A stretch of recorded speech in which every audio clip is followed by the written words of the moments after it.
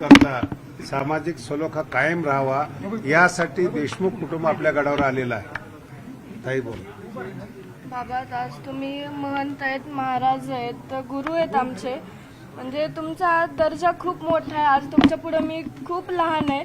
फक्त मला एवढं वाटतं की जसं तुम्ही म्हणलात, एका चापटीचं जर त्यांची मानसिकता तशी झाली आणि त्यांनी माझ्या वडिलांची हत्या केली. आज माझ्या वडिलांच्या अंगावर, आज आम्ही फक्त न्यूजला ऐकतो की त्यांच्या अंगावर इतके वार झालेत. त्यांची अशी एकही अवयव नाहीये की तो शाबूत होता. त्यांचे जर आता मी घरीच ते ऐकलं की त्यांचे फक्त अस्थिमध्ये 3 हाडे निघतायत. तर म्हणजे आमची आज मानसिकता काय असेल? ते ज्यांचे फोटो आहेत ते आम्ही आज सुद्धा बघू, म्हणजे ते आम्हाला बघू वाटत नाहीये. त्याचं इतकं दुःख आहे.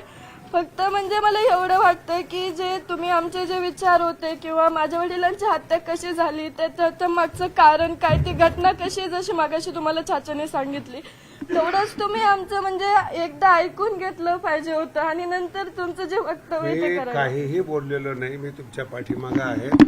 हा जो समाजातला प्रकार आहे हे वाईट लोकांनी केलेले काम आहे. तुम्ही जर भगवानगडाचे शिष्य आहात, तुम्ही तुमच्या बाजूने आहेत. मासा जो केस तालुका हा बाबाला मांडणार आहे.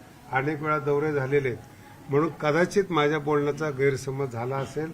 तुम्ही मला गुन्हेगाराचं जे काही गुन्हे दाखवलेले ते आणून दिलेले आहेत. मी गुन्हेगाराच्या पाठीमागे नाही, फक्त इतर लोकांनी त्याचा अर्थ चुकीचा केलेला आहे. बाबा, आम्हाला पण तेच वाटतं की जे ही वृत्ती आहे, जी गुन्हेगारीची आहे, त्याच्यामुळे आज माझ्या वडिलांची हत्या झाली आहे. फक्त ती जी वृत्ती आहे ती आपल्याला बाजूला काढायची. आणि आमचं म्हणणं हे की आरोपींचं ज्यांना समर्थन करायचं त्यांनी निश्चित करा. आम्ही त्यांच्या बाबत काही बोलत नाहीत, पण याच्यामध्ये कुठं जातीवाद आणतायत आणि ज्यांना आरोपीची पाठराखण करायची तेच जातीवाद काढतायत. माझ्या वडिलांनी, जसं मला समजतंय तसं माझ्या वडिलांनी कोणतं जातीवाद केला नाहीये.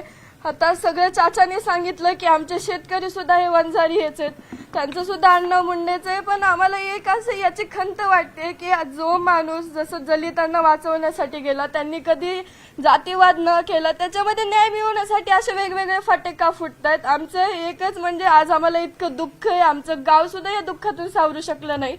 पण तरी पण आज आम्ही त्यांच्या न्यायासाठी झुंजतोय, कारण की त्यांच्यावर जो अन्याय झालाय, म्हणजे आता प्रश्न पडतो की कुणाला वाचवायला जाणं हा पण आपला गुन्हा आहे का? म्हणून ही जी घटना घडली ती नंतर घडू नये यासाठी आम्ही फक्त न्याय मागतोय. आमची अपेक्षा हीच आहे की आम्हाला लवकरात लवकर न्याय मिळाला पाहिजे. भगवानगड आपल्या पाठीशी आहेत. मी भगवान बाबाला प्रार्थना करतो लवकरात लवकर फास्ट ट्रॅकवर न्याय मिळावा आणि मुलीला सांत्वना मिळावी. भगवानगड हा कायमस्वरूपी त्यांच्या पाठीशी उभा राहील. आरोपीचं कधीही समर्थन करत नाही. त्यांनी पुरावे आणलेले आहेत की आरोपीवर किती गुन्हे दाखल झालेले आहेत. कदाचित माझ्या बोलण्याचा चुकीचा अर्थ झाला असेल तर ते आरोपी हे आरोपीच आहेत, गुन्हेगार आहेत हे सांगण्याकरता या ठिकाणी कुटुंब आलेलं आहे. गडाचंच कुटुंब आहेत. म्हणून पुन्हा एकदा महाराष्ट्राला विनंती आहे, याला जातीय कलर न देता न्याय मिळावा यासाठी आपण सगळेजण प्रार्थना करू.